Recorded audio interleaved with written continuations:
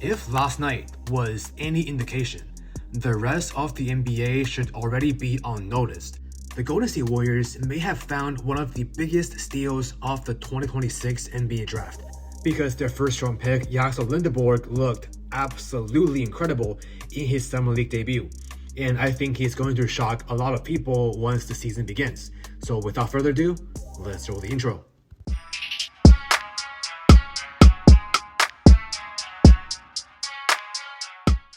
Yo, what's up guys, Jason here, back with another video. If it's the first time watching, I cover the Golden State Warriors every single day on YouTube, along with other NBA news, trades, and rumors on YouTube Shorts, Instagram, and TikTok. So if you're a basketball fan, don't forget to leave a like and subscribe, because you do not want to miss any of my future upload.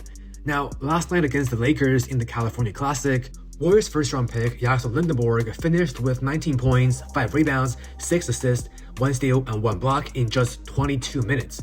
But what really jumped off the screen wasn't just the stat line, it was how he got those numbers.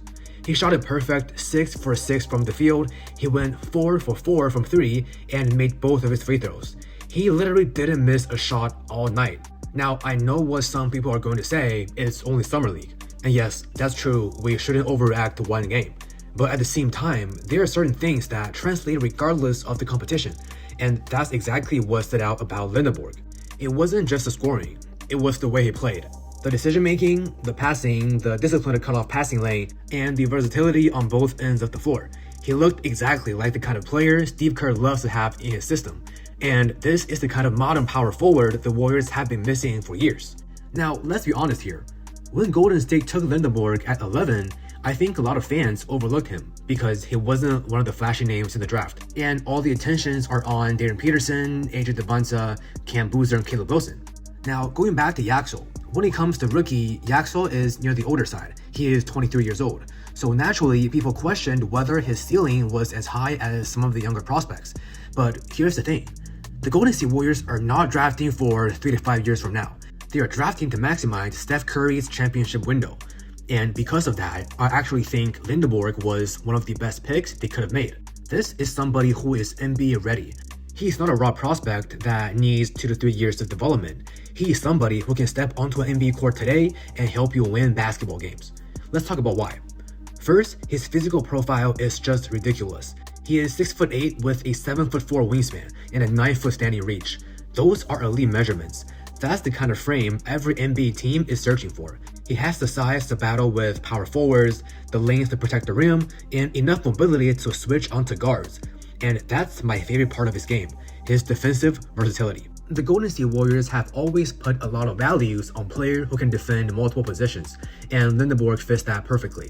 And if we're being honest here, when it comes to rookies in their first year, there are not many guys who can legitimately switch defensively at a high level, but I believe Lendeborg can.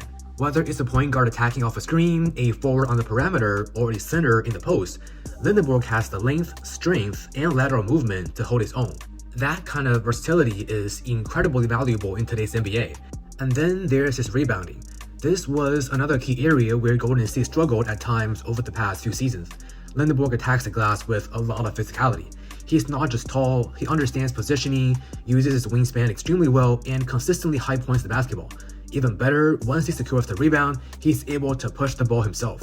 That's something we saw throughout his entire college career at Michigan, and it is a skill set that I believe fits perfectly within the Steve Kerr's offense. Now, with that out the way, let's talk about what surprised me the most. His passing, to be honest. If you watch the game, you notice that immediately. He isn't somebody who is simply looking to score every possession. Now, we know in the Summer League, a lot of players are selfish because they want to be the highlight.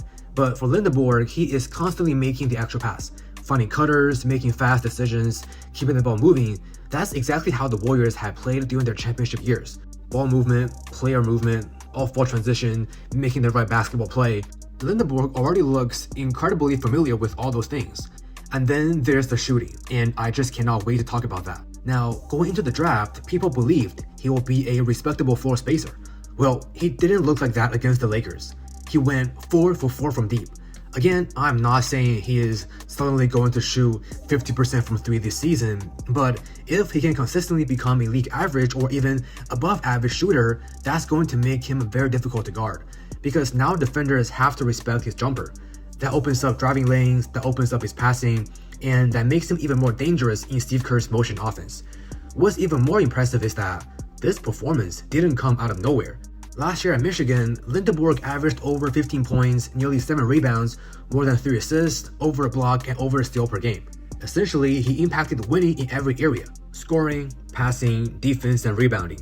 He's never been somebody who needs the ball in his hands to be effective.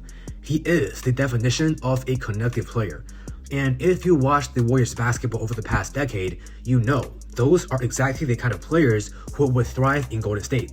Guys who make fast decisions, move the basketball, play unselfishly, defend multiple positions, and simply make winning plays. The more I watched Lendeborg last night, the more I kept thinking, this guy was built to play for the Warriors. Now, am I saying he's going to become an All-Star or Rookie of the Year because of one Summer League game? No, it's just one game. There is going to be a lot of ups and downs. There's going to be adjustment periods. But I do think last night showed something very important. He is much more NBA ready than a lot of people expected. And honestly, I wouldn't be surprised if Steve Kerr gives him meaningful rotational minutes much earlier than most fans anticipate, especially considering the Warriors are trying to win now. As we all know, older rookies often get overlooked because people become obsessed with upside, but contenders don't always need upside. Sometimes they just need somebody who can help immediately. That's exactly what Lendeborg looks like.